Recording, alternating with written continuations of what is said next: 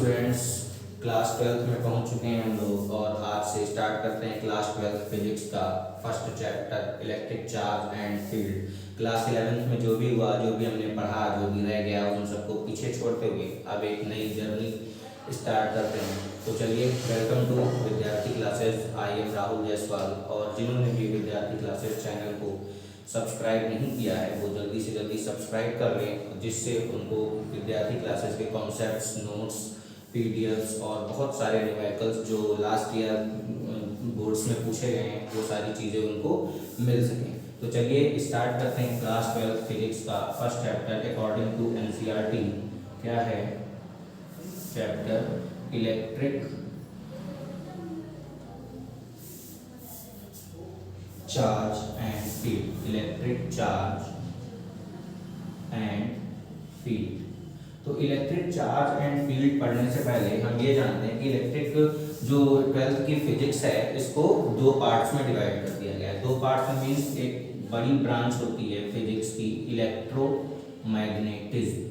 Electromagnetism, और इस electromagnetism branch को दो पार्ट्स में डिवाइड कर दिया गया है। अब ये दो पार्ट्स कौन कौन से हैं? एक पार्ट इसका होता है इलेक्ट्रोस्टैटिक्स, इलेक्ट्रोस्टैटिक्स, और सेकंड पार्ट होता है इलेक्ट्रोडायनामिक्स, इलेक्ट्रोडायनामिक्स।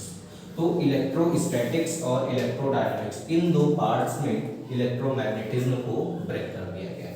और इलेक्ट्रिक चार्ज एंड फील्ड को पढ़ने के पहले हमको ये जानना बहुत ज़रूरी है कि फिजिक्स को जो हम पढ़ने जा रहे हैं 12th फिजिक्स में, उसमें क्या क्या सिलेबस है, क्या क्या चीज़ें हैं, क्या क्या चीज़ें हमको स्टडी करनी है क्लास 12th में, और क्या क्या चीज़ें पूछी जाती हैं एग्जाम्स में, और कौन से कॉन्सेप्ट्स हमको क्लियर करने हैं। तो सबसे पहले बात करते हैं इलेक्ट्रोमैग्नेटिज्म की। इलेक्ट्रोमैग्नेटिज्म को दो पार्ट्स में डिवाइड कर दिया गया है। फर्स्ट पार्ट है इलेक्ट्रोस्टैटिक्स और सेकंड पार्ट है इलेक्ट्रोडायनामिक्स। तो इलेक्ट्रोस्टैटिक्स क्या होता है स्टूडेंट्स? इलेक्ट्रोस्टैटिक्स मींस जब चार्ज की स्टडी करी जाती है किस कंडीशन में? रेस्ट की कंडीशन में।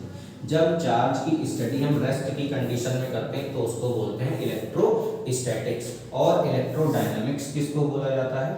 इलेक्ट्रोडायनामिक्स मींस जब चार्ज की हम स्टडी करते हैं मोशन में। जब चार्ज मोशन में होता है, यानी जब चार्ज चलने लगता है, तो उसकी स्टडी को हम क्या बोलते हैं? इलेक्ट्रोडायनामिक्स। और इलेक्ट्रोस्टैटिक्स में क्या होता है? इलेक्ट्रोस्टैटिक्स में जब चार्ज रेस्ट की कंडीशन में होता है, यानी चार्ज रुका हुआ होता है, तो उसको हम क्या बोलते हैं? इलेक्ट्रोस्टैटिक्स। और जब चार्ज मोशन में आता है, जब चार्ज चलने लगता है, तो उसको हम बोलते हैं इलेक्ट्रोडायनामिक्स। और इलेक्ट्रोस्टैटिक्स के में हम कई सारी चीजें पढ़ेंगे, जैसे कि इलेक्ट्रोस्टैटिक्स में हम चार्ज के बारे में पढ़ेंगे, इलेक्ट्रिक फील्ड के बारे में पढ़ेंगे, इलेक्ट्रिक फील्ड के बारे में पढ़ेंगे, और कैपेसिटेंस के बारे में पढ़ेंगे, और गॉस लॉ के बारे में पढ़ेंगे। तो इलेक्ट्रोस्टैटिक्स यानी चार्ज जब रेस्ट में है तो उसकी कंडीशन में हम ये चार टॉपिक्स कवर करेंगे। कौन कौन से? चार्ज, इलेक्ट्रिक फील्ड, कैपेसिटेंस और गॉस लॉ। ये चार चीजें हम इलेक्ट्रोस्टैटिक्स में कवर करेंगे। और इलेक्ट्रोडायनामिक्स की बात करें तो इसमें भी हम कई सारे टॉपिक्स क्लियर करेंगे, जैसे कि कौन कौन से? सबसे पहले हम कवर करेंगे इलेक्ट्रिक करंट, यानी पहले हम चार्ज को क्या कराएंगे? मूव कराएंगे। जब चार्ज मूव करने लगे तो सबसे पहले हम इलेक्ट्रिक करंट पढ़ेंगे। उसके बाद में हमको क्या पढ़ना है? मैग्नेटिज्म पढ़ेंगे। और मैग्नेटिज्म के बाद में हमें दोस्तों स्टूडेंट्स क्या पढ़ना है? मैग्नेटिज्म के बाद में हम पढ़ेंगे अल्टरनेटिंग करंट यानी एसी करंट। और क्या पढ़ना है? Electromagnetic induction. एक टॉपिक इसमें और कवर करेंगे, इलेक्ट्रोमैग्नेटिक इंडक्शन। तो ये सारी चीजें हमको फर्स्ट यूनिट में कवर करनी है। फर्स्ट यूनिट में कितनी चीजें हमको पढ़नी है? इलेक्ट्रोमैग्नेटिज्म के बारे में पढ़ना है। इलेक्ट्रोमैग्नेटिज्म में दो टाइप्स होते हैं, कौन कौन से? इलेक्ट्रोस्टैटिक्स होता है और इलेक्ट्रोडायनामिक्स होता है। इलेक्ट्रोस्टैटिक्स क्या होता है? जब चार्ज रेस्ट की कंडीशन में होता है तो उसको हम इलेक्ट्रोस्टैटिक्स बोलते हैं, यानी the branch of physics which deals with charge in at rest, उसको हम क्या बोलते हैं? इलेक्ट्रोस्टैटिक्स। और इस इलेक्ट्रोस्टैटिक्स में हमको कई सारे टॉपिक्स कवर करने हैं। फर्स्ट टॉपिक हम चार्ज को कवर करेंगे, दूसरा इलेक्ट्रिक फील्ड, थर्ड कैपेसिटेंस और फोर्थ गॉस लॉ को कवर करेंगे। फिर बात करते हैं इलेक्ट्रोडायनामिक्स की। तो इलेक्ट्रोडायनामिक्स में जब चार्ज हमारा मोशन में होता है, यानी जब चार्ज हमारा मूव करने लगता है one place to another place, charge हमारा कवर करने लगता है डिस्टेंस को, तब उसको हम क्या बोलते हैं, चार्ज इन मोशन। और इस टाइप की फिजिक्स को हम क्या बोलते हैं, इलेक्ट्रोडायनामिक्स। तो इलेक्ट्रोडायनामिक्स में हम कितनी चीजें कवर करेंगे, फर्स्ट टॉपिक हम कवर करेंगे इलेक्ट्रोडायनामिक्स में electric current, second magnetism, third alternating current और fourth one is electromagnetic induction. इतनी चीजें हमको कवर करनी है। तो दोस्तों जिन्होंने भी, हम फिर से कह रहे हैं, जिन्होंने भी चैनल को, विद्यार्थी क्लासेस के चैनल को सब्सक्राइब नहीं करा है, वो जल्दी से जल्दी चैनल को सब्सक्राइब कर लें, जिससे उनको आगे आने वाले वीडियोस, क्लास 12 के और बहुत सारे कॉन्सेप्ट्स, न्यूमेरिकल्स जो लास्ट ईयर प्रीवियस ईयर्स में एग्जाम्स में पूछे गए सीबीएसई बोर्ड और यूपी बोर्ड में, वो सारी चीजें उनको अवेलेबल हो पाए। तो चलिए स्टार्ट करते हैं। फील्ड तो बहुत दूर की बात है, अभी हम फर्स्ट लेक्चर कवर करेंगे जिसमें हम इलेक्ट्रिक चार्ज के बारे में पढ़ेंगे। फील्ड हम आगे कवर करेंगे, नेक्स्ट लेक्चर में आपको फील्ड के बारे में बताया जाएगा। तो इसमें हम क्या कवर करेंगे, इलेक्ट्रिक चार्ज। इलेक्ट्रिक चार्ज क्या होता है, इलेक्ट्रिक चार्ज क्या होता है, जब किन्हीं दो ऑब्जेक्ट्स को एक दूसरे के ऊपर रब किया जाता है तो उसमें एक जो होता है वो दूसरे को अट्रैक्ट करता है। जब अट्रैक्ट करता है तो उसको हम इलेक्ट्रिक चार्ज बोलते हैं। और चार्ज जो होती है ये इंट्रिंसिक प्रॉपर्टी ऑफ मैटर होती है, intrinsic property of matter. Intrinsic property of matter जो होती है उसको चार्ज बोला जाता है। चार्ज जो होती है वो एक फंडामेंटल प्रॉपर्टी होती है किसी मैटर की। अब इंट्रिंसिक मींस क्या होता है दोस्तों, इंट्रिंसिक मींस फंडामेंटल, फंडामेंटल। और फंडामेंटल मींस, फंडामेंटल हमने क्लास 11th में पढ़ा था। Fundamental units, fundamental quantities, kilogram, second, metre, ये सारी चीजें पढ़ी थी। तो ये क्या थी, फंडामेंटल यूनिट्स थी। तो फंडामेंटल यूनिट्स मतलब जिनसे कोई दूसरी चीजें बनाई जाती हैं, जिनसे कोई दूसरी यूनिट्स डिराइव करी जाती हैं, या जो यूनिट्स पहले से डिराइव होती हैं, जो खुद से डिराइव होती हैं, दूसरों के ऊपर डिपेंड नहीं करती हैं, उसको फंडामेंटल यूनिट्स बोला जाता है। ऐसी यूनिट्स जो दूसरों के ऊपर डिपेंड नहीं करती, does not depend on others, जो दूसरी यूनिट्स के ऊपर डिपेंड नहीं होती हैं, उनको बोलते हैं फंडामेंटल यूनिट। और यही जो फंडामेंटल प्रॉपर्टी होती है इसको बोला जाता है इंट्रिंसिक प्रॉपर्टी। तो जो हमारा चार्ज होता है वो इंट्रिंसिक प्रॉपर्टी शो करता है, यानी जो चार्ज होता है ये दूसरों के ऊपर डिपेंड नहीं होता है। तो और इसके बारे में बात करें तो चार्ज जो हमारा होता है वो स्केलर क्वांटिटी होता है। Charge is a scalar quantity. अब स्केलर क्वांटिटी दोस्तों कैसे होता है स्टूडेंट्स, क्वांटिटीज जो होती है हमारी, हमने लास्ट मतलब क्लासेस में पढ़ रखा है कि क्वांटिटीज जो होती हैं दो टाइप की होती हैं, एक वेक्टर क्वांटिटी होती है और सेकंड जो होती है वो स्केलर क्वांटिटी होती है। तो स्केलर क्वांटिटी क्या होता है, ऐसी क्वांटिटी जिसमें, जिनको डिनोट करने के लिए केवल मैग्नीट्यूड की जरूरत होती है, उसको क्या बोला जाता है, स्केलर क्वांटिटी बोला जाता है। और जिनको डिनोट करने के लिए या रिप्रेजेंट करने के लिए मैग्नीट्यूड और डायरेक्शन दोनों चीजों की जरूरत होती है, तो उसको क्या बोलते हैं, वेक्टर क्वांटिटी बोलते हैं। तो चार्ज जो होता है हमारा किसी भी डायरेक्शन में मूव कर सकता है, किसी भी डायरेक्शन में मूव कर सकता है। चार्ज को हमें रिप्रेजेंट करने के लिए डायरेक्शन की जरूरत नहीं पड़ती, केवल मैग्नीट्यूड की जरूरत होती है, इसलिए इसको हम स्केलर क्वांटिटी बोलते हैं।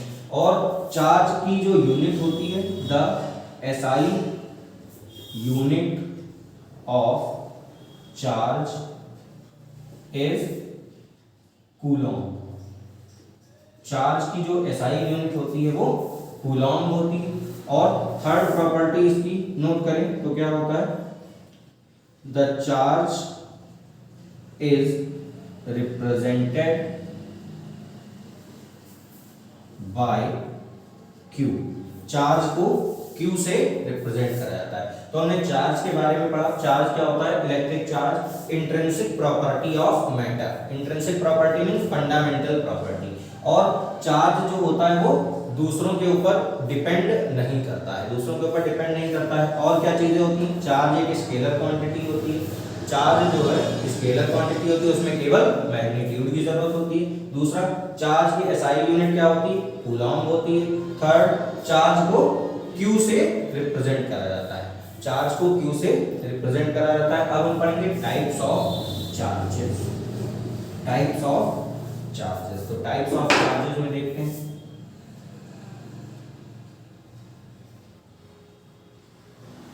तो चार्ज जो हमारा होता है वो दो टाइप का होता है।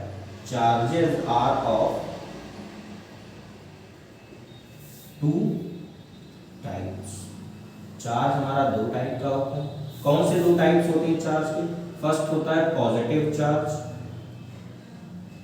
पॉजिटिव चार्ज, और सेकंड होता है नेगेटिव चार्ज। पॉजिटिव चार्ज और नेगेटिव चार्ज, दो टाइप का चार्ज मिलता है। तो अब पॉजिटिव चार्ज कौन सा होता है, नेगेटिव चार्ज कौन सा होता है? ऐसा चार्ज जिसके ऊपर पॉजिटिव साइन होता है उसको पॉजिटिव चार्ज बोलते हैं। जैसे इलेक्ट्रॉन, इलेक्ट्रॉन जो होता है वो नेगेटिव चार्ज होता है, और प्रोटॉन जो होता है वो पॉजिटिव चार्ज के साथ में होता है। प्रोटॉन पॉजिटिव के साथ में होता है। तो 1 इलेक्ट्रॉन पे चार्ज कितना होता है? Charge on 1 electron, charge on 1 electron 1.6 into 10⁻⁻19 Coulomb. ये एक प्रोटॉन पर चार्ज होता है। सेम इतना ही चार्ज इलेक्ट्रॉन पर होता है, चार्ज ऑन 1 प्रोटॉन। प्रोटॉन पर भी इतना ही चार्ज होता है, बट डिफरेंस क्या होता है? प्रोटॉन जो होता है वो पॉजिटिव साइन के साथ में होता है, और इलेक्ट्रॉन जो होता है वो नेगेटिव साइन के साथ में चार्ज होता है। और न्यूट्रॉन पे तो सभी को पता है, न्यूट्रॉन पे कोई भी चार्ज नहीं होता है, वो एक न्यूट्रल चार्ज होता है। और इसकी एक और चार्जेस की एक और प्रॉपर्टी होती है, पॉजिटिव और पॉजिटिव चार्ज ऑलवेज रिपल करते हैं। यानी same charges are always repel. Repel का मतलब दूर भागते हैं। जब हम पॉजिटिव और पॉजिटिव चार्ज को एक पास लाते हैं तो वो एक दूसरे से दूर भागते हैं। और दूसरी प्रॉपर्टी क्या होती है? जब सेम चार्जेस रिपल करते हैं तो different charges are attract to each other. और जो डिफरेंट चार्जेस होते हैं वो क्या करते हैं? अट्रैक्ट करते हैं। यानी पॉजिटिव चार्ज, एक चार्ज हमारे पास में प्लस क्यू चार्ज है और दूसरा माइनस क्यू चार्ज है, तो ये दोनों चार्ज एक दूसरे को क्या करेंगे? अट्रैक्ट करेंगे। प्लस क्यू चार्ज है और एक माइनस क्यू चार्ज है, दोनों चार्जेस एक दूसरे को अट्रैक्ट करेंगे। और एक कंडीशन में अगर हमारे पास में एक प्लस क्यू चार्ज है और दूसरा भी प्लस क्यू चार्ज है, तो ये दोनों चार्जेस क्या करेंगे? एक दूसरे को रिपल करेंगे, यानी दूर भागेंगे। ठीक है, तो दोस्तों टाइप्स ऑफ चार्जेस के बारे में हमने क्या पढ़ा? चार्जेस जो होते हैं हमारे दो टाइप के होते हैं, एक पॉजिटिव चार्ज होता है और एक नेगेटिव चार्ज होता है। पॉजिटिव चार्ज जो होता है वो प्रोटॉन के साथ में होता है, और जो इलेक्ट्रॉन पे होता है वो नेगेटिव चार्ज होता है। वह इलेक्ट्रॉन पे चार्ज कितना होता है? 1.6 इंटू 10⁻⁻19, और 1 प्रोटॉन पे कितना चार्ज होता है? 1.6 इंटू 10⁻⁻19, बट पॉजिटिव साइन के साथ। और प्रॉपर्टी क्या होती है कि सेम चार्जेस जो होते हैं वो ऑलवेज रिपल करते हैं, यानी प्लस प्लस चार्ज ऑलवेज क्या करेंगे? रिपल करेंगे, दूर भागेंगे। और डिफरेंट चार्जेस जो होते हैं वो क्या करते हैं? अट्रैक्ट करते हैं। डिफरेंट चार्जेस एक दूसरे को अपनी तरफ अट्रैक्ट करते हैं, अपनी तरफ खींचते हैं। तो ये हो गई टाइप्स ऑफ चार्जेस की बात। हमने दो चीजें पढ़ी, कौन कौन सी? चार्ज और टाइप्स ऑफ चार्ज। चार्ज हमारा दो टाइप का होता है, पॉजिटिव चार्ज और नेगेटिव चार्ज। तो अब आगे बढ़ते हैं, properties of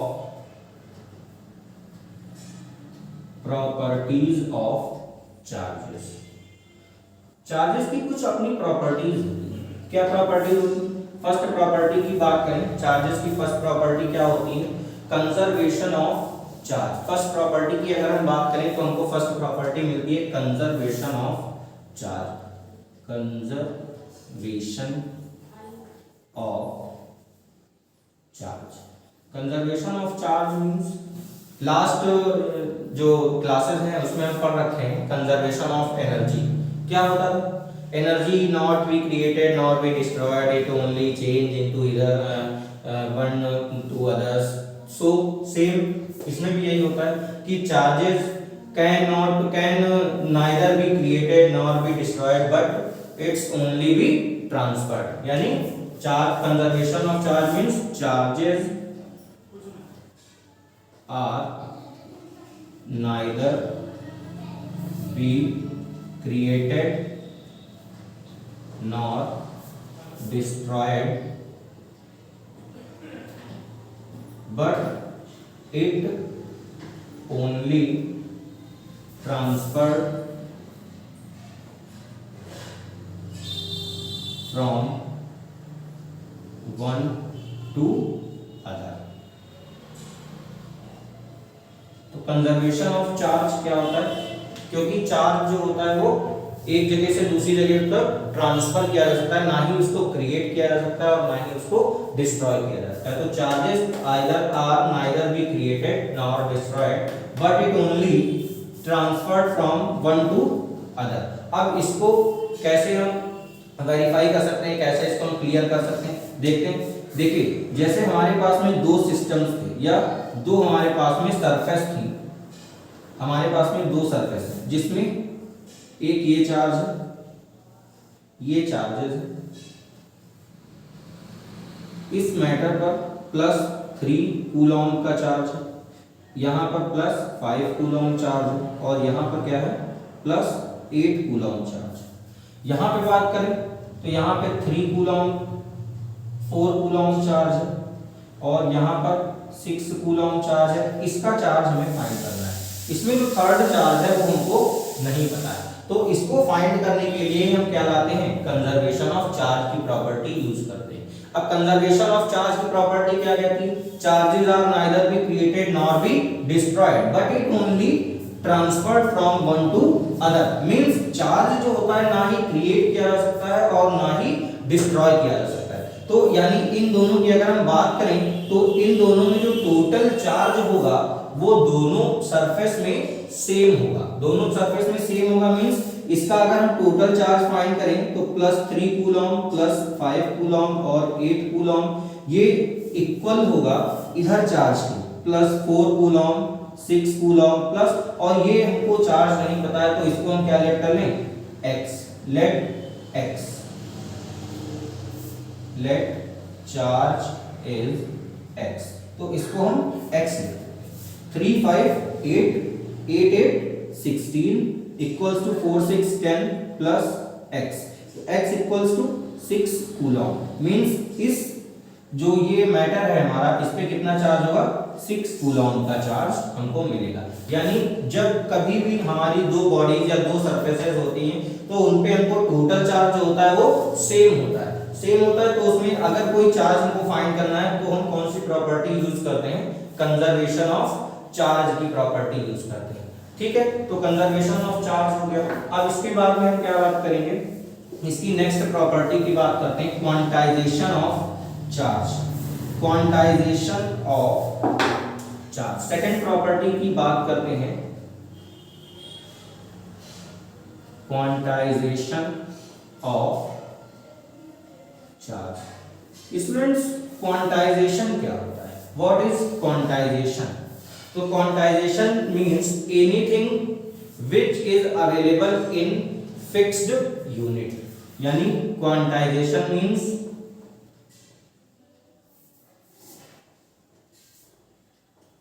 anything which is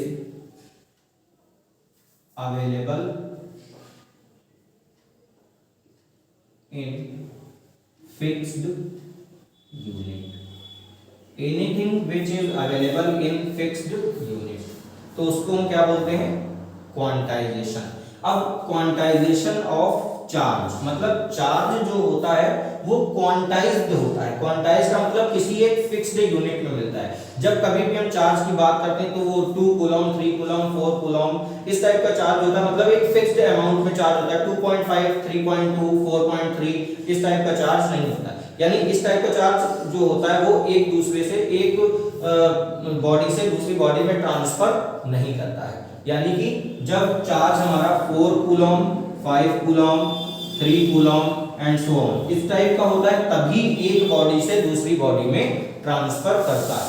और जो चार्ज हमारा होता है 4.5, 3.2, 2.3 एंड सो ऑन, इस टाइप का जो चार्ज होता है वो एक बॉडी से दूसरी बॉडी तक ट्रांसफर नहीं करता है। तो जब चार्ज हमारा फिक्स्ड अमाउंट में या फिक्स्ड यूनिट में ट्रांसफर करता है तो उसको हम क्या बोलेंगे?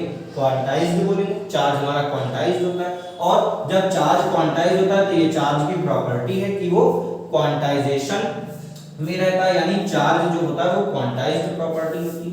तो इसको हम क्या बोलेंगे? Quantization of charge. तो इससे हमको क्या मिलेगा? एक फॉर्मूला डिराइव होकर के आता है हमारे पास में, Q equals to N into E। ये एक फॉर्मूला हमको मिलता है क्या कि Q क्या है? What is Q? Where Q charge, N क्या है? कोई भी इंटीजर, और E क्या है? Charge of 1 electron. Charge of 1 electron means कितना होता है? 1.6 इंटू 10 की पावर माइनस 19 कूलम। तो ये एक फॉर्मूला हमको मिलता है जब भी हमारे पास में नंबर ऑफ चार्जेस फाइंड करने हैं, या टोटल चार्ज फाइंड करना है, नंबर ऑफ इलेक्ट्रॉन्स फाइंड करने हैं, या बस 1 इलेक्ट्रॉन का हमको चार्ज फाइंड करना है, तो हम ये वाला फॉर्मूला यूज करते हैं। तो इस वाले फॉर्मूले से हम न्यूमेरिकल सॉल्व करेंगे। इसमें इस फॉर्मूले में क्या होता है? Q क्या होता है? चार्ज होता है, टोटल चार्ज। N क्या होता है? कोई भी इंटीजर 1, 2, 3, 4 जितना इलेक्ट्रॉन या जितना जो है चार्ज उसमें प्रेजेंट है, जिस बॉडी की हम बात करेंगे उसमें जितना चार्ज प्रेजेंट है उसको क्या बोलेंगे? इंटीजर। और थर्ड क्या होता है? E क्या होता है? चार्ज ऑफ 1 इलेक्ट्रॉन की एक इलेक्ट्रॉन पर कितना चार्ज होता है?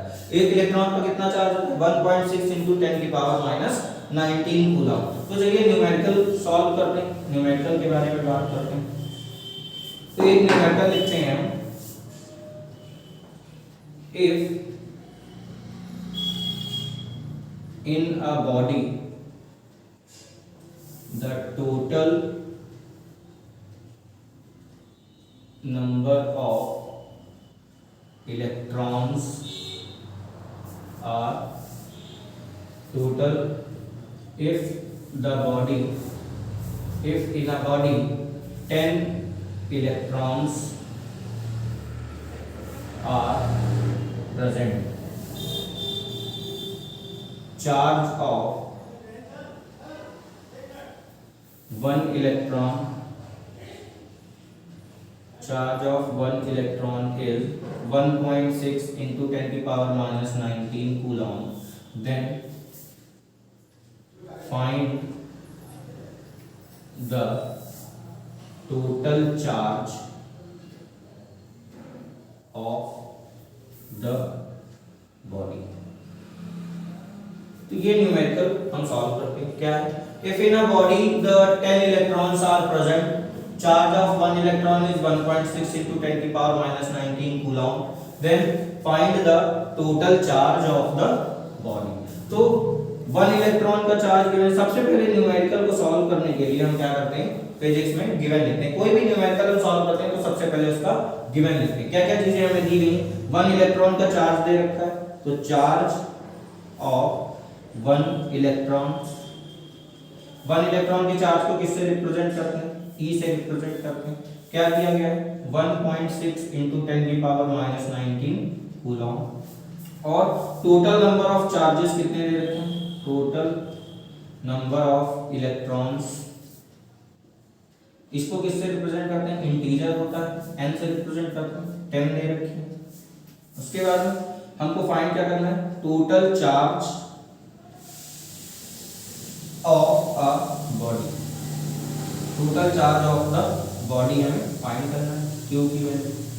तो अभी हमने एक फॉर्मूला पढ़ा था, क्या? Q equals to N into E। तो Q equals to N into E, हमें Q की वैल्यू फाइंड करनी है। N की वैल्यू हमारे पास में 10 है, और 1 इलेक्ट्रॉन का चार्ज 1.6 इंटू 10 की पावर माइनस 19।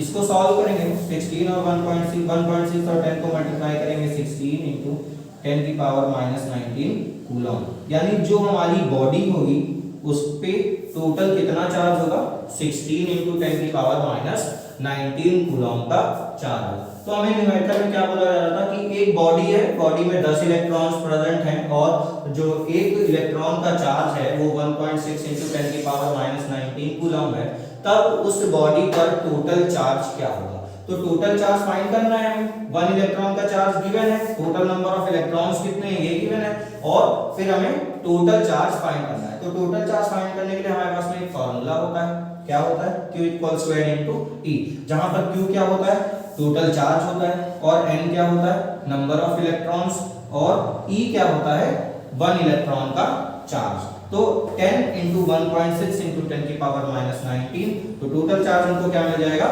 16 इंटू 10 की पावर माइनस 19 कूलम। नोट कर लें इसको, फिर हम नेक्स्ट क्वेश्चन की बात करते हैं। तब तक मैं नेक्स्ट न्यूमेरिकल नोट करता हूँ।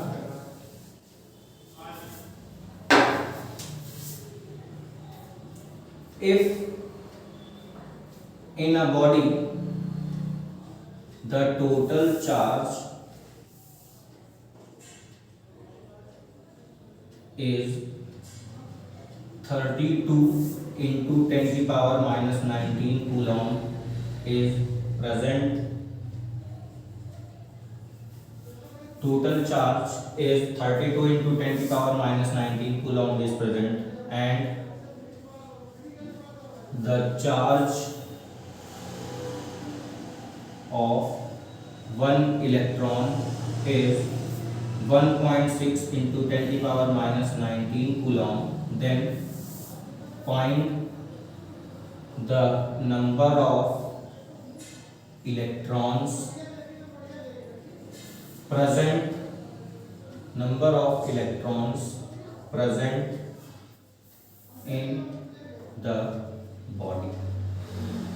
बात करते हैं इस न्यूमेरिकल की, क्या कहते हैं, if in a body the total charge is 32 into 10 to the power minus 19 coulomb is present and the charge of 1 electron is 1.6 into 10 to the power minus 19 coulomb, then find the number of electrons present in the body। तो इसमें क्या है students, कहते हैं कि जो body है, कोई एक बॉडी है, उसके ऊपर टोटल चार्ज जो दे रखा है वो 32 into 10 की पावर माइनस 19 कूलम दे रखा है, और उसमें एक चार्ज, एक इलेक्ट्रॉन का चार्ज कितना है 1.6 into 10 की पावर माइनस 19 कूलम है। तो टोटल चार्ज हमें, टोटल नंबर ऑफ इलेक्ट्रॉन्स हमें फाइंड करने हैं। तो total number of electrons find करने हैं, पहले हम गिवन लिखते हैं, क्या क्या चीजें गिवन, टोटल चार्ज गिवन है, टोटल चार्ज को हम किससे रिप्रेजेंट करते हैं, Q से रिप्रेजेंट करते हैं। तो Q इक्वल्स टू 32 into 10 की पावर माइनस 19 कूलम, और charge of 1 electron means E 1.6 into 10 की power minus 19 coulomb. Total number of electrons find करना है, N की वैल्यू हमें फाइंड करना है। तो फॉर्मूला हमारे पास में होता है Q equals to N into E। Q हमें गिवन है 32 into 10 की पावर माइनस 19, N हमें फाइंड करना है, और E गिवन है 1.6 into 10 की पावर माइनस 19। इसको इधर लाते हैं तो N इक्वल्स टू 32 into 10 की पावर माइनस 19 अपॉन 1.6 into 10 की पावर माइनस 19, कैंसिल आउट हो जाएगा, 16 1 जा 16, 20 जा, N equals to 20। Means total number of electrons जो इस बॉडी में होंगे वो कितने होंगे 20। अच्छा, इस 20 की कोई यूनिट होगी क्या, 20 की यूनिट नहीं होगी, क्यों, क्योंकि कोई भी इंटीजर होता है तो उसकी यूनिट नहीं होती है। तो दोस्तों आज के लेक्चर में बस इतना ही स्टूडेंट्स, आज जो भी हमने पढ़ा वो ठीक से कवर कर लीजिए, नोट्स बना लीजिए, और एक बार फिर से बता रहा हूँ, जिन्होंने हमारे चैनल विद्यार्थी क्लासेस को सब्सक्राइब नहीं करा है वो जल्दी से जल्दी चैनल को सब्सक्राइब कर लें, जिससे उनको आगे की भी नोट्स और आगे के भी कॉन्सेप्ट्स मिल सकें। Thank you.